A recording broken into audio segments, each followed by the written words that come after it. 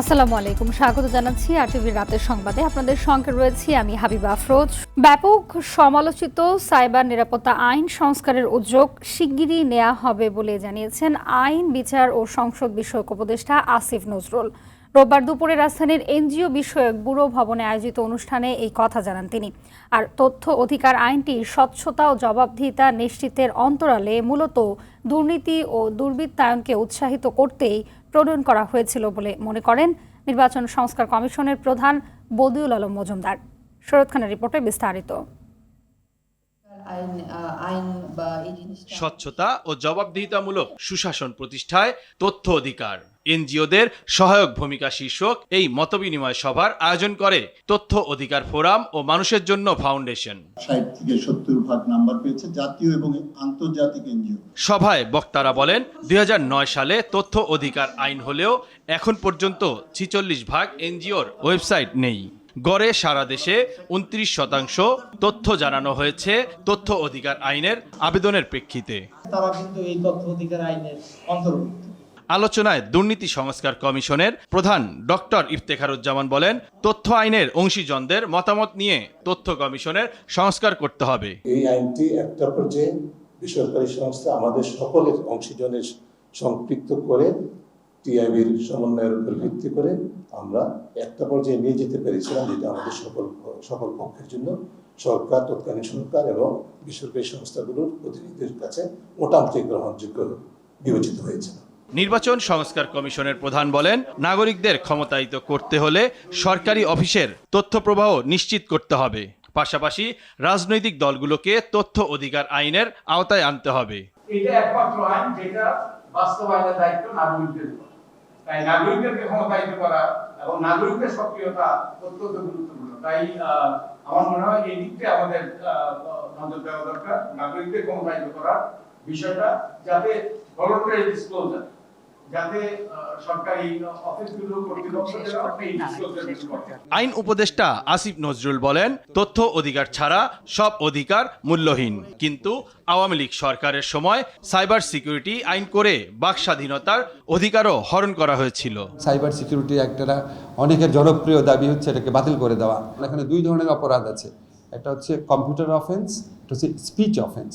Speech offence আমি বাদ দিব, কম্পিউটার অফেন্স, হ্যাকিং করা বা ধরেন একটা মেয়ের সাথে ঘনিষ্ঠতার ছবি কম্পিউটারে দিয়ে ব্ল্যাকমেইল করার চেষ্টা করা, সেটাকে যদি আমি ক্রিমিনালাইজ করার থেকে বাতিল করি তাহলে দেশে অরাজকতা হয়ে যাবে। ফলে আমরা এই কিছু কিছু ক্ষেত্রে আইন সংশোধন করব এবং বিগত ফ্যাসিস্ট সরকার আমলে যে সমস্ত আইন করার চেষ্টা করা হয়েছিল বা একদম নিয়ার কমপ্লিশন স্টেজে ছিল সেগুলি বাতিল করার চেষ্টা করব, খুব অচিরেই করব।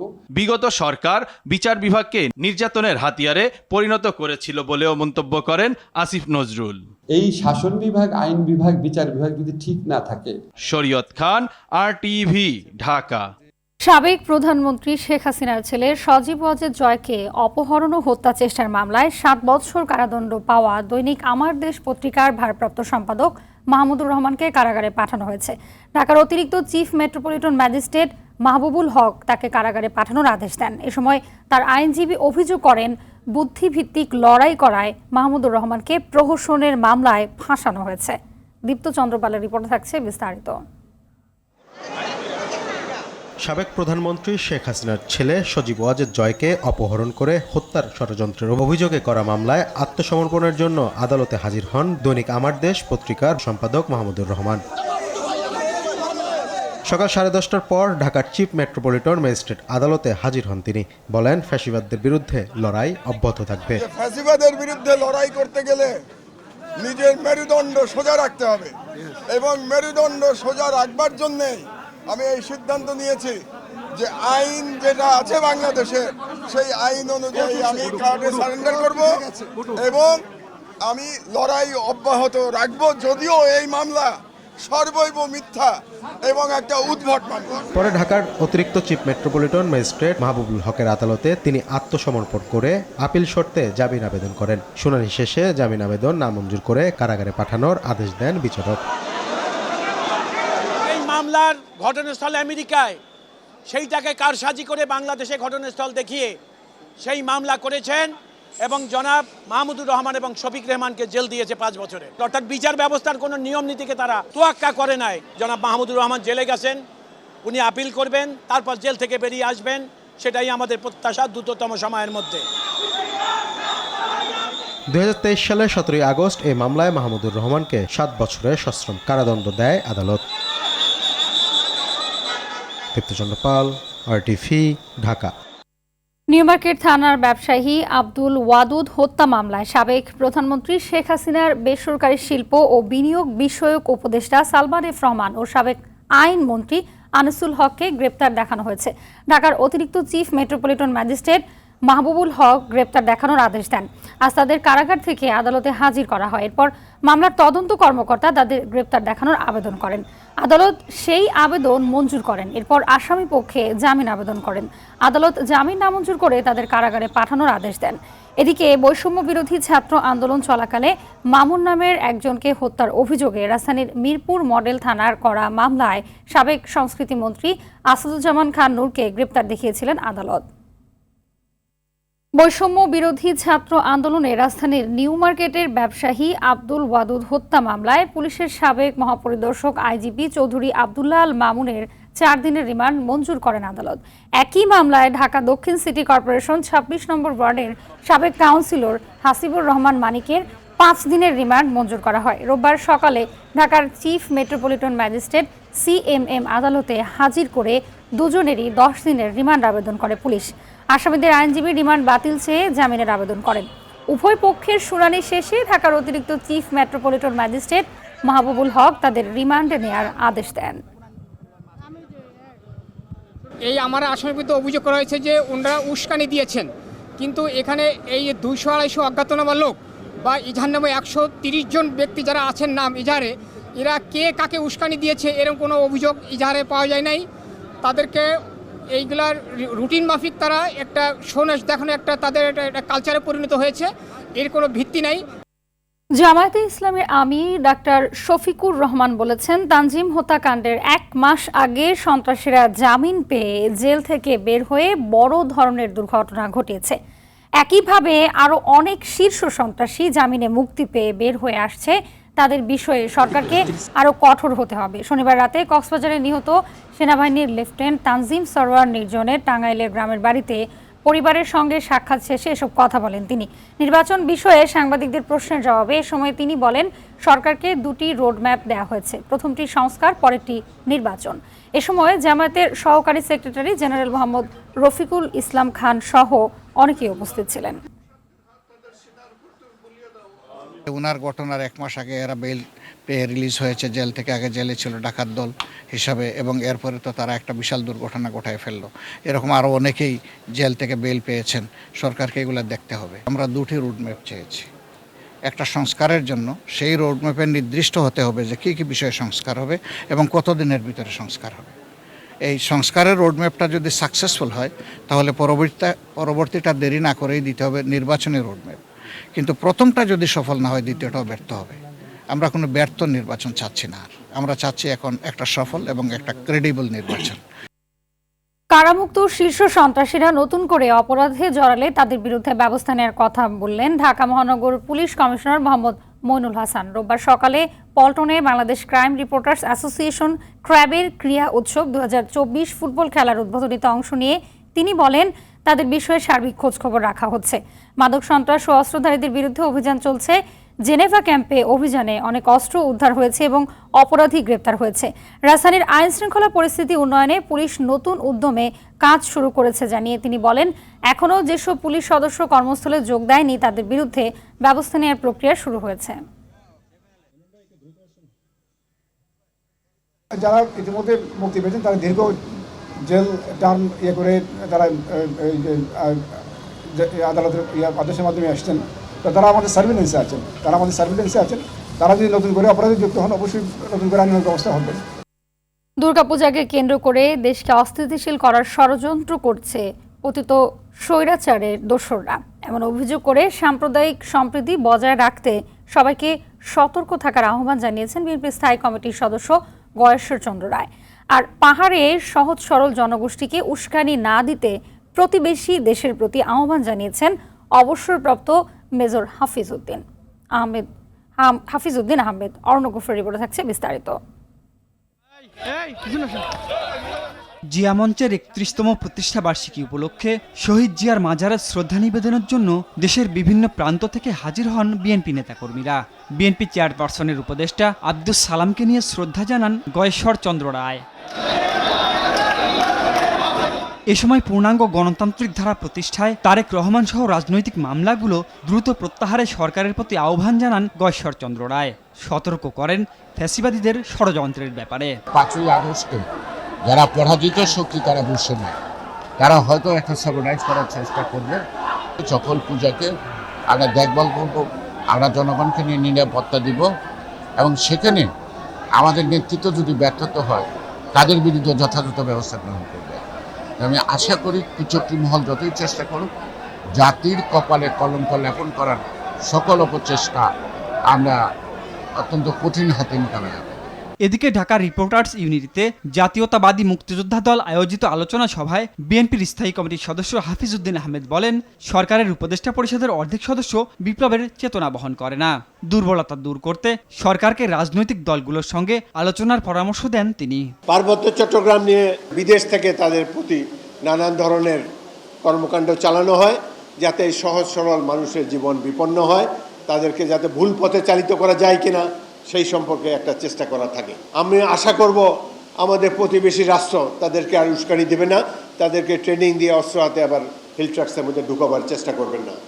যদি তাহলে করতে হয়, সারা জাতি আমরা যুদ্ধ করার জন্য প্রস্তুত আছি। জুলাই আগস্ট বিপ্লবে শহীদ ও আহতদের জন্য ৭১-এর মুক্তিযোদ্ধাদের মতো বীর ভাতা প্রচলনের আহ্বানও জানান মেজর হাফিজ। শহীদ পরিবারের জন্য কি করেছে এই সরকার, কি করেছে আমরা? কিছুই করা হয়নি। অরণ্য গফুর, RTV, ঢাকা। এডিস মশার কামড়ে ডেঙ্গু জ্বরে আক্রান্ত সারা দেশে এবছর সবচেয়ে বেশি ২৪ ঘন্টায় ৮ জনের মৃত্যু হয়েছে। এ মাসেই মারা গেছেন ৭৫ জন। এ নিয়ে বছরে মোট মৃতের সংখ্যা দাঁড়িয়েছে ১৫৮ জনে। এ সময় হাসপাতালে ভর্তি হয়েছে ১২২১ জন। আর এ পর্যন্ত হাসপাতালে মোট ভর্তি হয়েছে ২৯,৭৮৬ জন। বিকেলে সংবাদ বিজ্ঞপ্তিতে এই তথ্য জানিয়েছে স্বাস্থ্য অধিদপ্তর। সুফিয়ান ফারাবি রিপোর্টে বিস্তারিত। আবারও আতঙ্কের নাম ডেঙ্গু। গায়ে প্রচণ্ড জ্বর আর শরীর ব্যথা নিয়ে প্রতিনিয়তই রাজধানীর বিভিন্ন হাসপাতালে ভর্তি হচ্ছেন রোগীরা।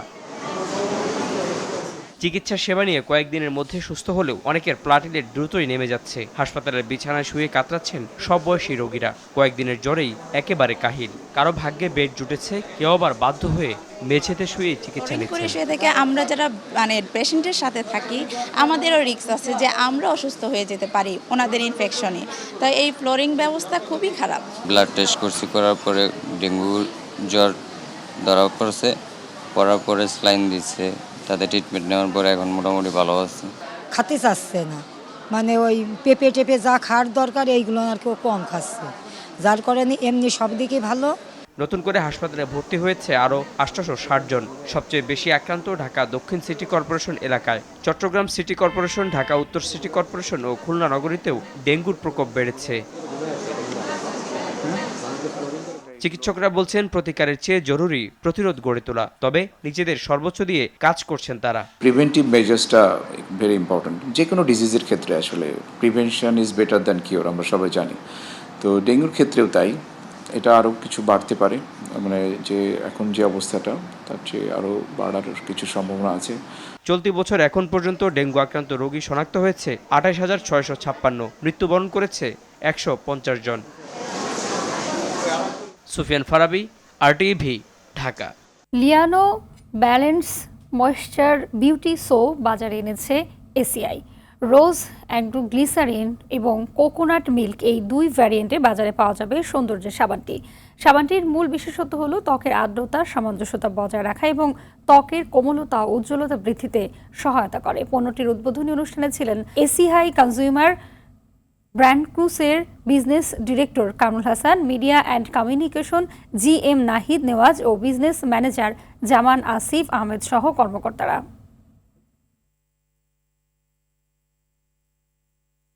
বহুল প্রতীক্ষিত ইয়ামাহা FZS ভার্সন 4.0 বাংলাদেশে বাজারে আনলো এসিআই মোটরস। শনিবার রাজধানীর ICBC আইসিসিবিতে জমকাল অনুষ্ঠানে নতুন মডেলটির উদ্বোধন করেন।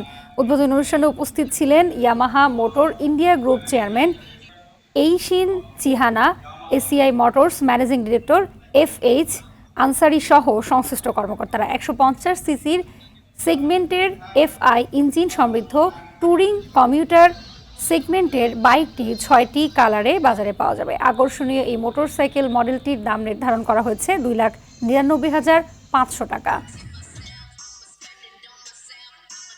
ন্যাশনাল ফাইন্যান্স লিমিটেডের 22তম বার্ষিক সাধারণ সভা অনুষ্ঠিত হয়েছে। সন্ধ্যায় রাজধানীর একটি হোটেলে এই সভা অনুষ্ঠিত হয়। কোম্পানির চেয়ারম্যান আসিফ জহির এর সভাপতিত্বে সভায় উপস্থিত ছিলেন পরিচালক মারুফ আক্তার মান্নান, মোহাম্মদ আব্দুল মান্নান ভূঁইয়া, ফাহিমা মান্নান, আরিফা কবির, স্বতন্ত্র পরিচালক ইয়াউআর সাইদ এবং কোম্পানির ব্যবস্থাপনা পরিচালক এর্তেজা আহমেদ খান, CFO কামাল উদ্দিন সহ ভার্চুয়ালি যুক্ত হন বিদেশি শেয়ার হোল্ডারবৃন্দ। সভায় পরিচালক পদে নির্বাচিত হয়েছেন রিজওয়ান মান্নান ও রোজিনা ইয়াসমিন কবির। পূবালী ব্যাংকের প্রবেশনারি জুনিয়র অফিসারদের 5 দিনের ওরিয়েন্টেশন প্রোগ্রাম আয়োজন করা হয়েছে। ব্যাংকটির প্রধান কার্যালয়ের অডিটোরিয়ামে উদ্বোধন অনুষ্ঠানে প্রধান অতিথি ছিলেন পূবালী ব্যাংক PLCর ব্যবস্থাপনা পরিচালক ও প্রধান নির্বাহী কর্মকর্তা মোহাম্মদ আলী। তিনি নতুন নিয়োগপ্রাপ্তদের আন্তরিকতা এবং পেশাদারিত্ব দিয়ে গ্রাহকদের সেবাদানের আহ্বান জানান। এ সময় আরও উপস্থিত ছিলেন উপ ব্যবস্থাপনা পরিচালক মোহাম্মদ ইসা, মোহাম্মদ শাহাদাত হোসেন, আহমদ এনায়েত, মঞ্জুর মোহাম্মদ শাহনেওয়াজ খান ও মোহাম্মদ আনিসুজ্জামান সহ অন্যান্যরা। স্বাগত বক্তব্য দেন মানব সম্পদ বিভাগের প্রধান ইসমত আরা হক। ভারতের বিপক্ষে 3 ম্যাচের T20 সিরিজকে সামনে রেখে 15 সদস্যের দল ঘোষণা করেছে বাংলাদেশ ক্রিকেট বোর্ড, যেখানে দীর্ঘ 14 মাস পর T20 দলে ফিরেছেন মেহেদী হাসান মিরাজ, ডাক পেয়েছেন স্পিনার রাকিবুল হাসান। দল থেকে বাদ পড়েছেন সৌম্য সরকার ও তানভীর ইসলাম। এছাড়া নেই সদ্যই এই সংস্করণ থেকে অবসর ঘোষণা দেয়া সাকিব আল হাসান। দেশসেরা এই অলরাউন্ডারের অনুপস্থিতি মিরাজ কিছুটা পূরণ করতে পারবে বলে বিশ্বাস প্রধান নির্বাচক গাজী আশরাফ হোসেন লিপুর। দলে কয়েকটি আপনারা পরিবর্তন লক্ষ্য করেছেন। দ্য গ্রেট সাকিব আল হাসান তিনি ঘোষণা দিয়েছেন যে তিনি তার শেষ T20 ম্যাচটি খেলে ফেলেছেন। তো সেখানে খেলার জন্য আসলে ঠিক তার যে এক্সপিরিয়েন্স, তার কাছাকাছি রিপ্লেসমেন্ট আসলেই এই মুহূর্তে আমাদের কাছে না থাকলেও তার জায়গাটি ব্যাটিংয়ে যিনি খুব ভালোভাবে সামাল দিতে পারেন বলে আমরা মনে করি, সেরকম একটা রিপ্লেসমেন্ট মেহেদী মিরাজ, তিনি সেই জায়গাটি নেবেন। রাতের সংবাদ এই পর্যন্তই। সবশেষ সংবাদ জানতে যে কোনো মোবাইল ফোন থেকে 2414 নাম্বার ডায়াল করুন। মধ্যরাতের সংবাদ 1টায় দেখার আমন্ত্রণ রইল। ধন্যবাদ সবাইকে।